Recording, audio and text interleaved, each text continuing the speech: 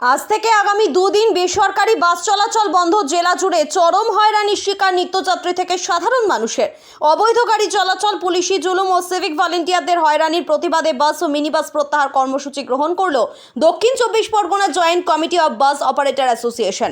জানা গিয়েছে, সোমবার থেকে বুধবার পর্যন্ত কোনো বেসরকারি বাস চলাচল করবে না। এদিন সোমবার সকাল থেকে বাস স্ট্যান্ডগুলোতে যাত্রীদের ভিড় ছিল চোখে পড়ার মতো। সপ্তাহের প্রথম দিন হওয়ায় অফিস যাত্রীরা সবচেয়ে বেশি সমস্যায় পড়েন। রাস্তায় কেবলমাত্র সরকারি বাস চলাচল করছে। ঠাসা ভিড়েই সেই বাসে যাত্রীদের যাতায়াত করতে হচ্ছে। এছাড়াও সরকারি বাস নির্দিষ্ট সময়ে চলাচল করার কারণে দীর্ঘ সময় ধরে যাত্রীদের বাস স্ট্যান্ডে অপেক্ষা করতে হচ্ছে। বুঝতে কারণটা বোঝা যাচ্ছে না, কারণটা কি? তাদের কোনো নথি নেই, কোনো খবরের কাগজে পেপারে লেখা নেই। কারণ সারা খবর শুনছি, কোনো খবরেও দিচ্ছে না যে কেন বাস ধর্মঘট। কারণটা তো জানতে হবে, কী কারণে এই লাইনে বাস ধর্মঘট। অন্য জায়গায় বাস, কলকাতায় তো বাস চলছে, অনেকে দাঁড়িয়ে আছে। অনেকে যারা শর্ট রেঞ্জের ডানাহারে যাবে তারা এই ছোটো গাড়িতে চলে যাচ্ছে, ছোটো গাড়িগুলোতে চলে যাচ্ছে। কী করবেন এখন, কীভাবে যাবেন? যদি না বাড়ি ফিরে যাবো। না, একদম তো রাস্তায় কোনো বাস দেখতেই পাচ্ছি না।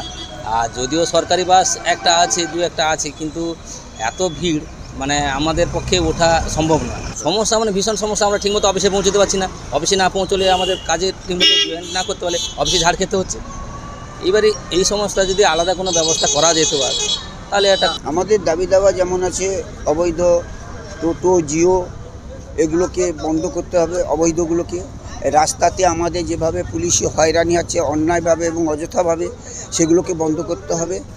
এবং তাহলে আমরা আমাদের এটা তুলে নেব। আমাদের মূলত এই কয়েকটা, এই অবৈধ গাড়িগুলো যাতে চলছে তাদেরকে বন্ধ করতে হবে। আর আমাদের বৈধ গাড়িগুলো আমাদেরকে অন্যায়ভাবে যেভাবে আমাদেরকে কেস দিচ্ছে পুলিশ, সেটা থেকে অব্যাহতি দিতে হবে।